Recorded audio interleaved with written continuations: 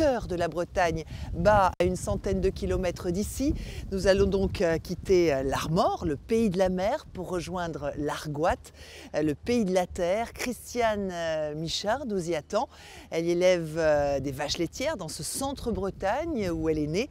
Là-bas, on ne parle pas breton, mais gallo. C'est un pays de forêts, de légendes et d'agriculteurs. Comme ailleurs en France, leur nombre diminue. Ils étaient plus de 89 000 en l'an 2000. Ils ne sont plus que 68 000 aujourd'hui. Et Christiane fait partie de ces derniers résistants pour la terre. Allez, vas-y!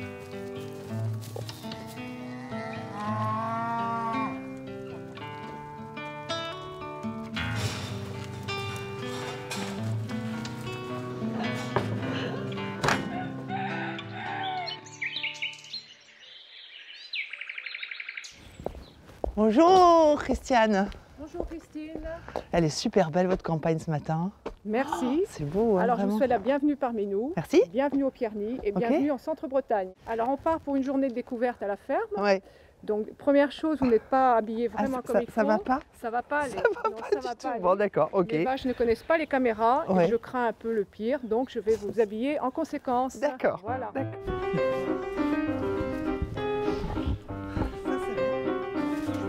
Allez, c'est parti. Bonjour mesdames. Bonjour. Voilà, nous sommes partis pour une journée en compagnie. Alors elles ont tout un nom, mais officiellement c'est plutôt un numéro. Voilà. Donc toutes les bêtes pour une histoire de traçabilité. Voilà, donc on a la France, le département, Ouais. le numéro de l'élevage et le numéro de travail. Vous arrivez en plus à connaître chacun de leurs prénoms? Ah oui, bien sûr, oui. Mais comment vous les reconnaissez? Mais c'est comme les gens, elles n'ont qu'une la même tête. C'est vrai? Voilà. Donc toi c'est Kamel. Ok, Voilà. toi je te reconnais, tu t'appelles Et à Kamel. côté c'est Désir. Et on démarre la traite. Allez.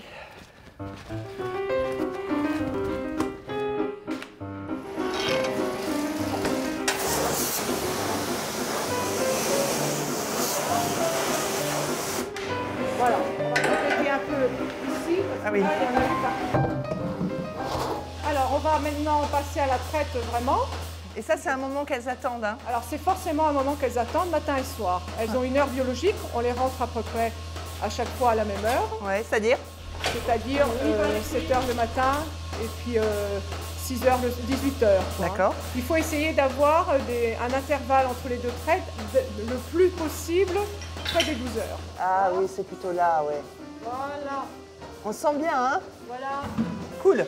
Alors, attends, maintenant je désinfecte. Voilà. Alors, on essuie bien Il faut le bout du sphincter pour avoir un lait propre. Alors, attends. C'est pas le bon.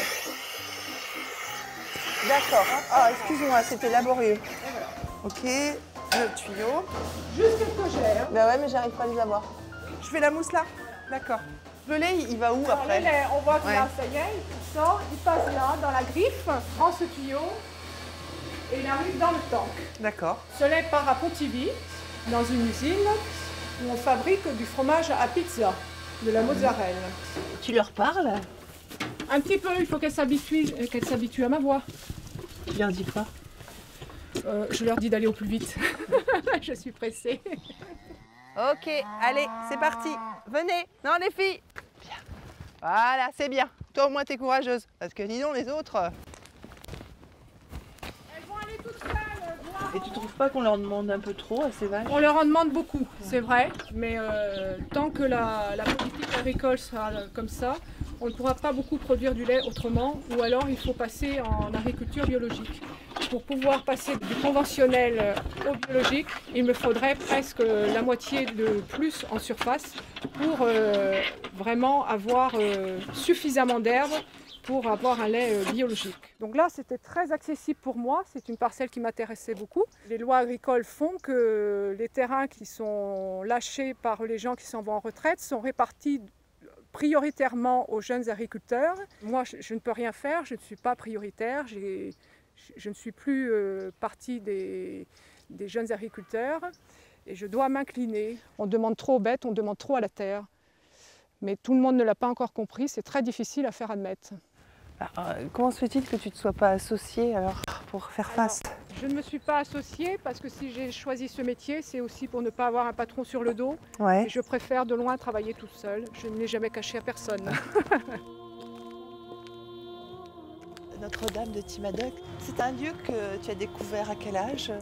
J'ai découvert un peu Timadoc pour ma retraite de communion. Ah oui. Voilà. Et cette fois, elle ne t'a jamais quitté? Non, elle ne m'a jamais quittée, même si elle n'est pas toujours apparente.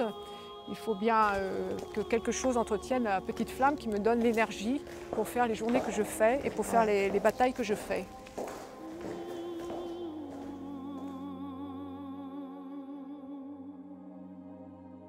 Donc tu n'aurais pas voulu avoir un autre destin? Si je l'avais eu, je l'aurais pris. Bon, je suis née avec ce destin-là, je fais avec et je ne m'en plains pas forcément.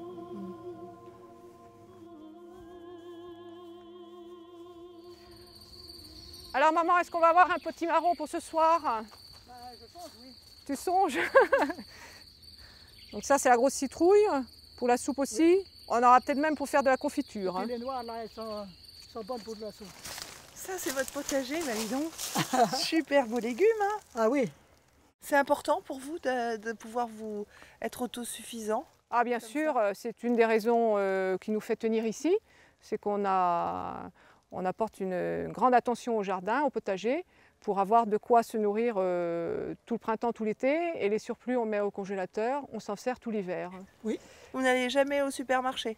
Ah ben si, quand même, des fois, quand ça manque, on achète quand même, mais on achète bio.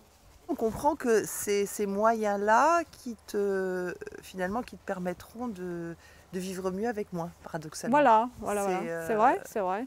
Ce seront toutes ces petites choses-là ajoutées les unes aux autres qui feront qu'il y aura plus d'harmonie sur le lieu. Ouais, parce que plus de parcelles, parce que diversification. Voilà, plus... Des bêtes de luxe finalement. Des bêtes avec de la luxe. Highlands.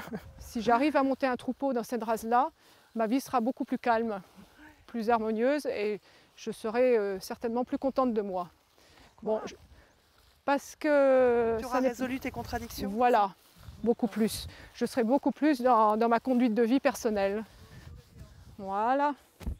Il est beau, hein? Est-ce que ton père serait fier de toi? Ah, j'espère qu'il est fier de moi. S'il te voit là-haut, là. Je suis sûre qu'il est quelque part. L'une comme l'autre, on y pense toujours. C'est moi qui marche le plus dans ses pas parce que je suis sur le lieu où il a vécu.